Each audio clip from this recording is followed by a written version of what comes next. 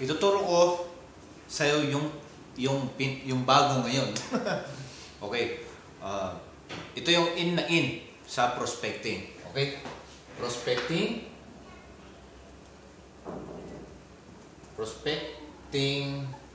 Actually, hindi na ito bago. Okay? In na in. Pero ang tawag ko dito, in na in. Okay? Paano yun? In na in. Sa una, pag mag-prospect ka, gawin mo una, first step, investigate. Ibig sabihin, in, di ba? In, yan. Investigate. Imbestigahan mo muna, di ba, sa Facebook. Konti lang naman ang imbestigahan mo sa Facebook. Tingnan mo kung ano yung pinopost niya. Kasi pag prospecting ka, medyo kikilalanin mo muna yung prospect mo. Baka member na pala ng ibang networking yan. Okay? Tingnan mo kung paano siya mag-post. Di ba? Kasi kailangan din ng medyo psychology dito. Tingnan mo kung ano yung pinopost niya. Mga negative ba pinopost niya or positive? Anong klase ba siya? Di ba? Yung personality niya, check mo rin di ba? Para meron kang alam.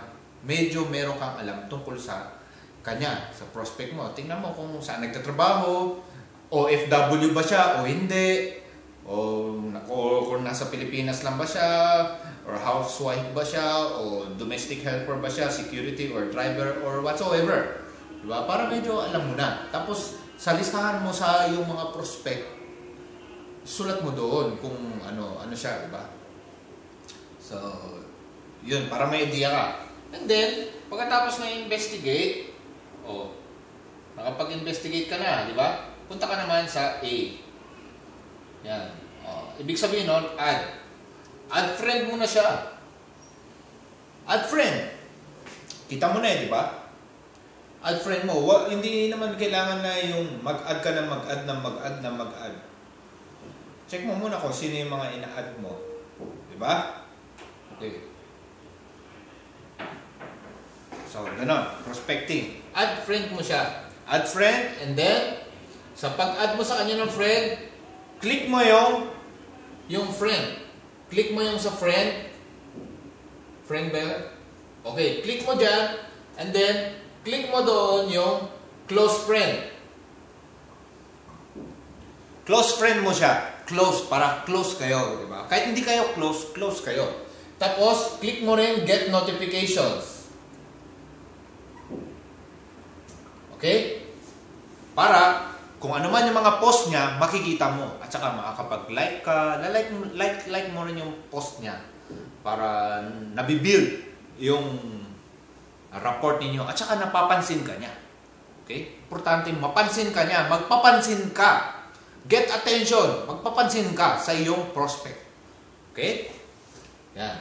So, add mo na siya. And then, number 3, is another in. Kaya nga tinawag ko na in. Okay? Invite. Invite mo na siya sa business. Okay. So, ito yung part 2 ng inviting. Powerful invitation. Okay? Sa pag-invite, di ba, sabi ko sa part 1, kailangan short lang yung message mo. Short message. Pero, i-define natin. Define natin yung short message. Baka isipin mo yung short na ganun lang, parable. Although sinabi ko, ganun. Pero pwedeng plan A mo yun. Plan A na short lang. Kasi dito sa network marketing kasi as time goes by, kung pwede, mas maiksi lang yung time na gamitin para sa pag-prospecting as much as possible. Saglit lang, ma-invite na kaagad. Okay? Pero kung if it will not work, then try other ways. So, kagaya na halimbawa, redefine natin. Kung nasabi ko na gano'n, pag gumawa ka lang ng paragraph, para na isa-send mo, pero importante pa rin yung meron ka rin ibang course of action. Okay? Course of action. So, short message, ibig sabihin meron kang compliment.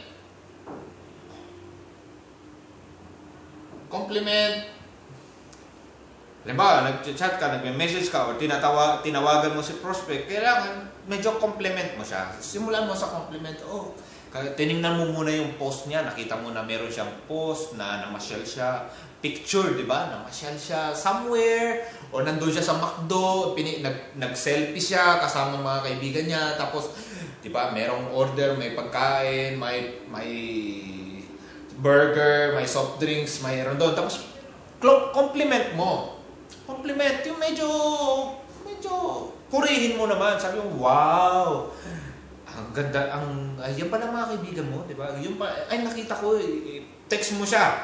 Sa private message, text mo, sabihin mo, wow, yung pala mga friends mo, ang dami mo palang friends, di ba? Kaya, compliment mo siya, na gusto ko yung yung ginagawa ninyo, gusto ko yung place na pinuntahan mo, okay? Compliment mo, ano man masasabi mo na positive para ma-build yung rapport sa inyo. Ma-build yung friendship. Maging close. Okay? And then, don't forget the form. Sometimes, form may apply, sometimes not. Halimbawa kasi, kung kakilala ka na ng prospect mo, kilala ka na, hindi mo na kailangan ng form.